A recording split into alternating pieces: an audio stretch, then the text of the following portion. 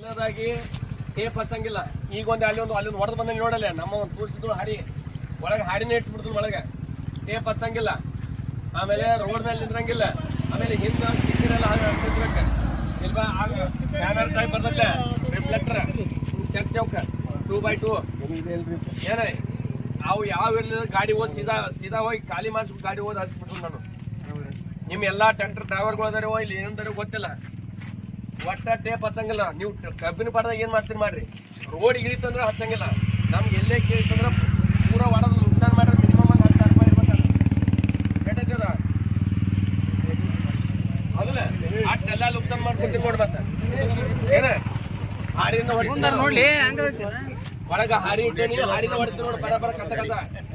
ನೀವು ಏನು ಮಾಡಂಗಿಲ್ಲ, ಈ ರಿಫ್ಲೆಕ್ಟರ್ ಹಚ್ಚಬೇಕ ಕಂಪಲ್ಸರಿ. ಮತ್ತೆ ರೋಡ್ ಮೇಲೆ ಅದು ಎಲ್ಲೇ ತರ್ಕೊಂಡು ಚಾ ಕುಡಿದ್ನಿ ನಾನು ನಾಷ್ಟ ಮಾಡಿ ಇದು ಯಾವ್ದು ಮಾಡಂಗಿಲ್ಲ ತಮ್ಮ, ಅರ್ಥ ಆಯ್ತಾ. ಯಾಕಂದ್ರೆ ಈ ಟ್ರ್ಯಾಕ್ಟರ್ದವ್ರದಿಂದ ಸುಮಾರು ಜನ ಸಾಯ್ಲತ್ತಾರ ಆಕ್ಸಿಡೆಂಟ್ ಆಗಿ. ನೀವು ಹೈ ಸ್ಪೀಡ್ನಾಗ ಟೇಪ್ ಹಚ್ಚಿರ್ತೀರಿ, ಹಿಂದೇನು ಕಾಣಂಗಿಲ್ಲ, ಅರ್ಥ ಆಯ್ತಲ್ಲ ಎಲ್ಲರಿಗೆ. ದಯಮಾಡಿ ನಿಮ್ಮಿಂದ ಒಬ್ರು ಜೀವನ ಉಳಿಲಿ, ಒಂದು ಫ್ಯಾಮಿಲಿ ಉಳಿಲಿ. ಅವರು ನಿಮ್ಗೆ ಅಕ್ಕ ತಂಗಿ ಹೆಂಡತಿ ಮತ್ತು ಎಲ್ಲರೂ ಇರ್ತಾರ. ಅವ್ರಿಗೆಲ್ಲರೂ ಅವ್ರ ಫ್ಯಾಮಿಲಿ ಏನ್ ಮಾಡಿ ಹೇಳಿ. ನಿಮ್ಮೆಲ್ಲ ಕಾಡ್ಕೊಂಡ್ರು ಸರಿಯಾಗಿ ಇಟ್ಕೋಬೇಕು, ನೀವೆಲ್ಲ ಇರಬೇಕು. ನೀವು ಕಬ್ಬಿನ ಪಡ್ರ ಏನ್ ಮಾಡ್ಕೊಡಿ. ಟೇಪ್ ಮಾತ್ರ ಯಾವುದೇ ಕಾರಣಕ್ಕೆ ರೋಡ್ ಮೇಲೆ ಎಲ್ಲೇ ಕಂಡ್ರ ಹಾಡಿನ ಬಡ್ಬಿಡ್ತು ನೋಡು, ಅವ್ ಇಡೀ ಎಲ್ಲಾ ನುಕ್ಸಾನ ಎಲ್ಲ ಆಗಿಬಿಡ್ತು ನೋಡು, ಅರ್ಥ ಆಯ್ತಲ್ಲ. ಹಿಂಗೆ ಎಲ್ಲರಿಗೂ ಹೇಳ್ಬಿಡ್ರಿ ಈ ನೋಟಿಸ್. ನಾವು ಎಲ್ಲ